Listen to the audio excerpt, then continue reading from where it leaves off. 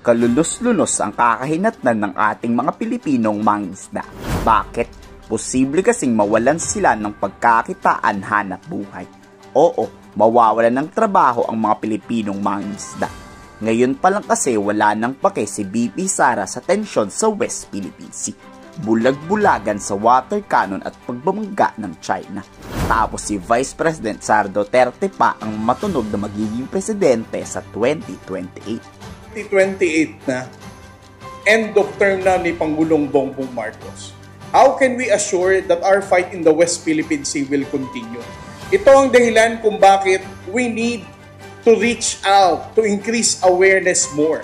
Para siguraduhin natin ang Pangulo ng 2028 is not somebody who's going to set aside our fight in the West Philippine Sea at sasabihin uling walang kinalaman sa sikmura ng Pilipino ito at magkakagera at mga ngakong magje-jet ski. No? We have to make sure na ang mananalong presidente by 2028 is somebody who's going to pick up what President Bongbong Marcos has started. Itong Pangulo na ito ang patuloy na titindig at itutuloy ang laban natin pagdating sa issue ng West Philippines.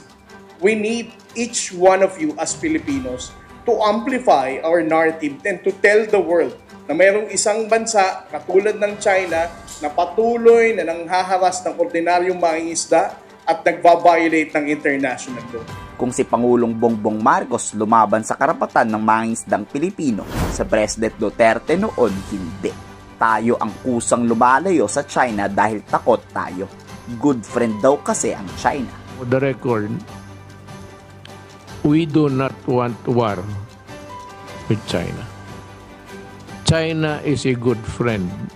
Mula 2016 nga hanggang 2022 nang matapos ang termino noon ni PRRD, 3 beses lang daw winater cannon ang Pilipinas. Sa loob yan ng 6 na taon na. Alam nyo bakit? Takot kasi tayo sa China noon. Duwag tayo. Sarili nating teritoryo, lumalayas tayo. Ang utos din kasi ni dating Pangulong Duterte, huwag labanan ng China. Magpakumbaba tayo sa kanila. 2016 to 2022, 3 insidente lamang ang naisa publiko nung nakaraang administrasyon. The first one, of course, was the FB Jimber incident. No? At hindi gobyerno ang nagsa publiko nito. Mga mangingisdang Pilipino mismo ang pumunta sa mga media reporters para ilahad ang kanilang na-experience dito sa pambabangga ng China. No? And ang sabi nga nila, they were left to die.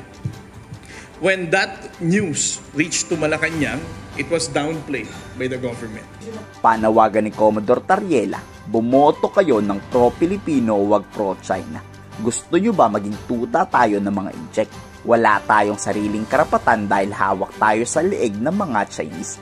Gusto nyo ba ganyan mangyari sa Pilipinas? Ang West Philippine Sea goes beyond politics, goes beyond social needs.